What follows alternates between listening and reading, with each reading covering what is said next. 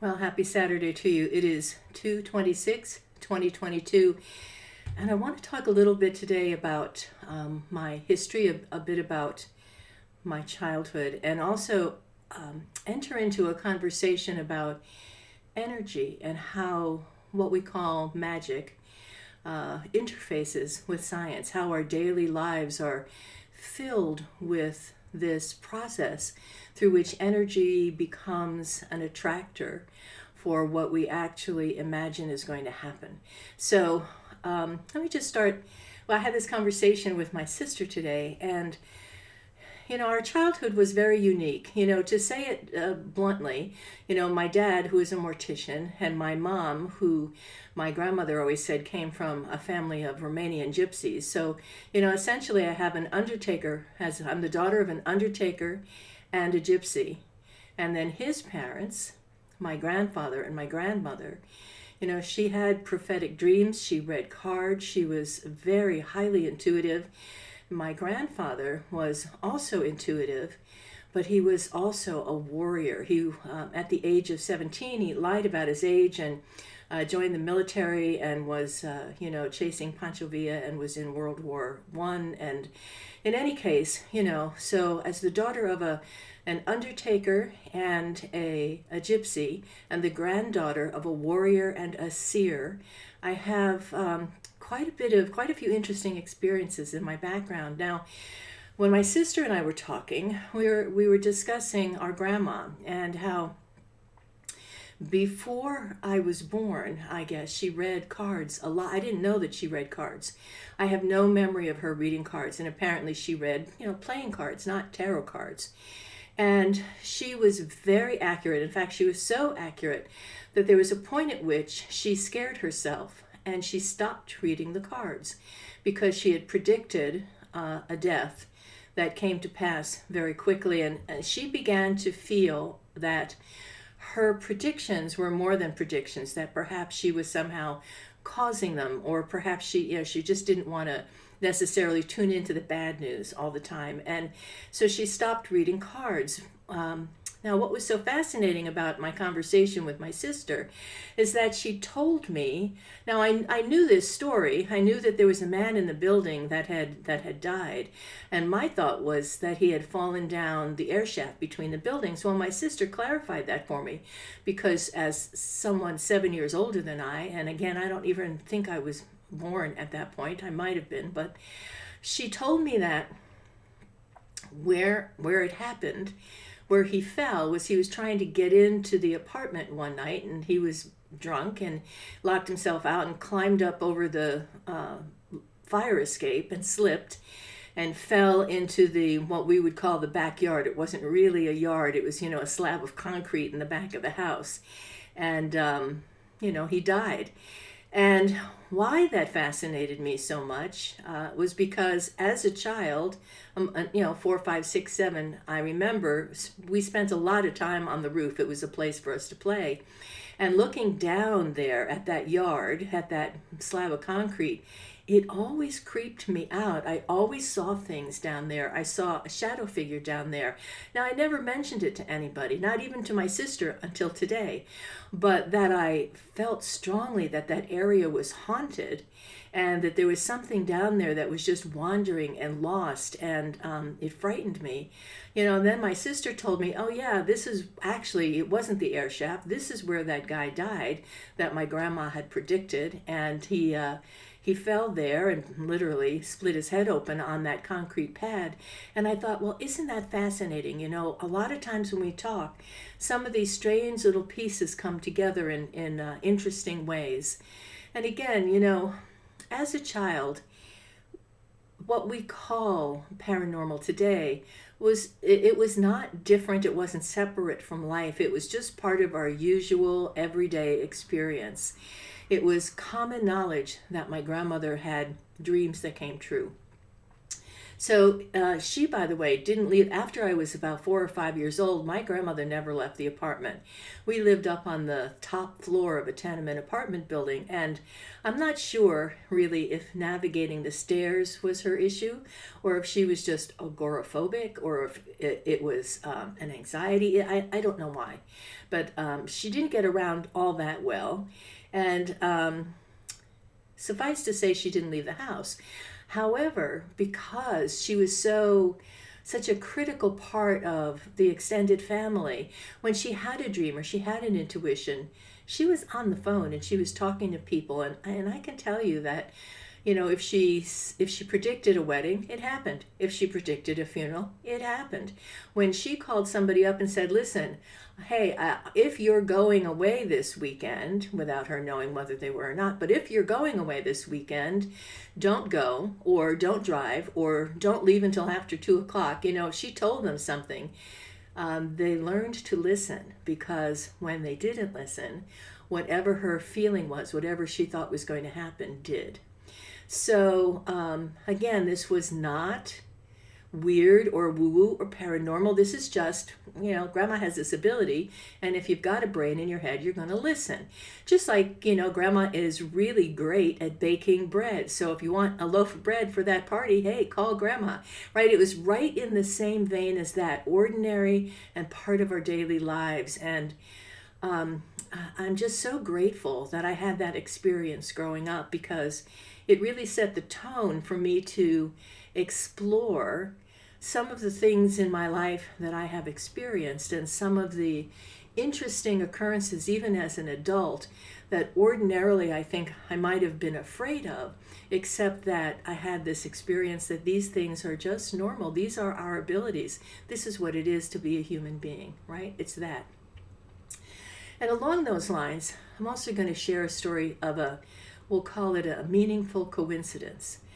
My dad told this story about being, when he was in the service, and he was a medic in the service, and someone he was close to essentially had an altercation with a landmine that didn't turn out very well. And when my father ran over to him, and literally his guts were no longer completely in his body, and he knew his friend was dying, and his friend desperately wanted the priest to come. He wanted him to find the chaplain. So my father ran to find him so that the boy could have last rites, but he didn't want to come. He didn't want to, he didn't want to leave his safety. And so my father pulled out his service revolver and said, you have a choice. You can come give my friend last rites, or you can die right here, right now. So reluctantly, he did come. And he was, of course, late in coming. The boy was dead when they got there, but he did do whatever he needed to do, hoping that, my father hoping that the boy would get what he needed as he passed. But he was so angry about that he didn't just come willingly, and he didn't give the kid the comfort that he really wanted in those last moments, that he turned to him and he said, you son of a bitch, I'm going to piss on your grave. Well, many, many years later, my father was, in fact, in the funeral business and regularly going to different cemeteries with the bodies that came through the funeral home. He tells part B of the story that one morning, after he had been very drunk the night before, and he was hungover in the morning and pounded down a lot of water so he could make it through the service, and finally gets through the service and gets to the cemetery, and they're at the graveside about to do this burial, and my father disappears into between the gravestones because he's so desperate to relieve himself. And he finds a place that's a little bit shielded from view. Clearly you don't want the family to see the funeral director peeing on somebody's grave. And he finds a place that's shielded from view, and he turns and he relieves himself. And he's as he describes it, as he's, feeling that relief, his eyes focus, and he sees the headstone, and he realizes who it is. So he indeed did piss on that guy's grave. So again, it's fascinating how what behind the scenes things had to come together for that moment to occur the way it did. It's just remarkable to me. And, one of so many different kinds of coincidences that I've heard or even experienced in my own life. So, the world behind the world, the between worlds, where our experience rises from, is a vast ocean of energy and consciousness.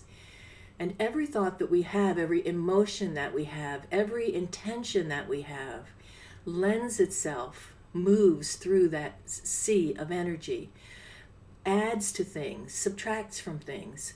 And one way that I, in working with people the way that I do, this is a way that I describe how we create our experience. If we think about our awareness, our consciousness as being a light, right? Like the light of awareness, as if we have a 100-watt light bulb with which to see and experience the reality of the moment. And when we do, when we're present, when we're tuned in, when we're grounded and aware, we can see the edges of things. We can see the deeper picture of whatever our experiences are in the moment. And we can then choose more directly, more consciously, what we want to do and how to act, right?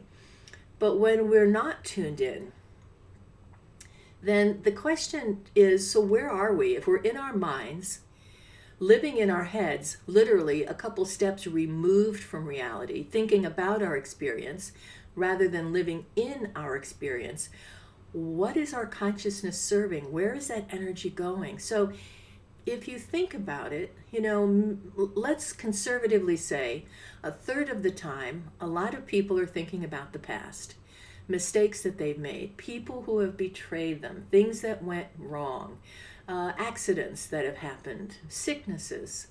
And then we take maybe another 30% of our attention, our energy, and take those things from the past and worry about the future, right? So worry about what mistakes can I make? What could happen? What sicknesses could come? Who might betray me?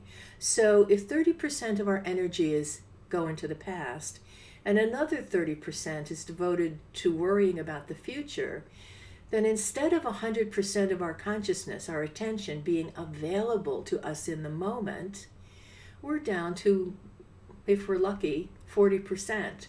So instead of being able to clearly see what's happening around us and to us, it's like trying to read the fine print on a medicine bottle at midnight under a lamppost, right? On a cloudy night. So it's not a surprise that the past repeats itself. There is a certain, there's a magic to it. There's a certain way in which the energy that we're expending is taking the things from the past that we don't like and adding them, laying them out in front of us in the future, literally, energetically, pouring energy into this future that looks a lot like the past. And therefore, when it happens again, we say, why does that always happen? How does that keep happening to me?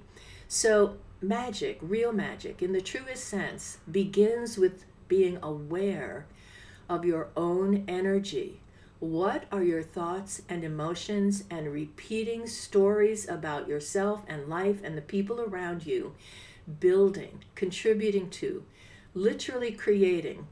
Because in our minds, those repeated patterns actually create filters. So people like this, people for whom things always go wrong because they expect things to always go wrong. So hey, how do they, and you probably even see how they contribute to that happening, that they miss opportunities and they walk right into things that you're going, wait, no, stop, don't go in the basement, right? That kind of stuff. So on a practical level, it makes sense. On a deeper level, we're talking about how reality is actually like how we choose what our experiences will be. So I want you to think about that in terms of anything that you do in your daily life that you really would like to have happen. If you want to lend some real magic to it, You imagine the outcome vividly. You feel the energy of the thing you want as if you already have it, because that helps you to literally pave a pathway from where you are to where you want to be. Now, sure, there might be obstacles, but your attention and intention is on the outcome, and you're feeling the way you will feel when you have the thing. So you're not cringing, you're not looking for the bad stuff, and you're certainly not imagining that the worst will happen, which makes a difference in the choices that you especially unconsciously make when getting from point A to point B. Similar conversation, but again, let's expand it. There are things going on in the world right now that are, well, pretty horrifying, right?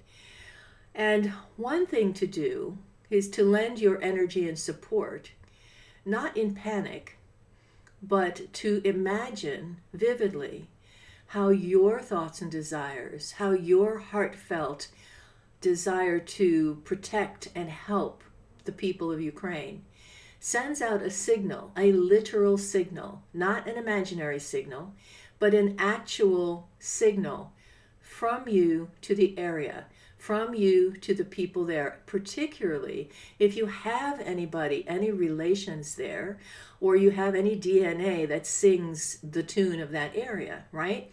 So that is another thing you can do, whether you, there are plenty of groups doing things. So whether it's Reiki, whether it's prayer, whether it's doing an art project, whatever it is that is going to focus and center your energy, your thoughts, and your emotions in a powerful and unified and positive way, do so. It is an actual practical way to contribute.